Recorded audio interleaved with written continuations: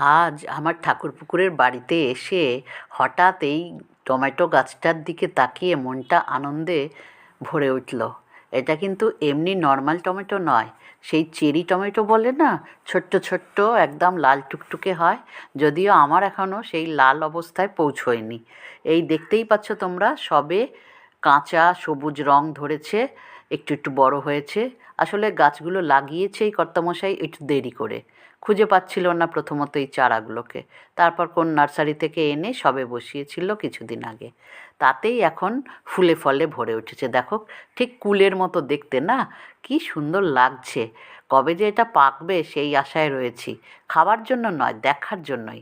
এত অপূর্ব দেখতে হয় এই লাল টুকটুকে ফলগুলো, সুন্দর করে সাজিয়ে রাখে নিজের শরীরটাকে এই চেরি টমেটো গাছগুলো। তোমরা কে কে দেখেছো এই গাছ, বলো তো আমায় কমেন্ট করে।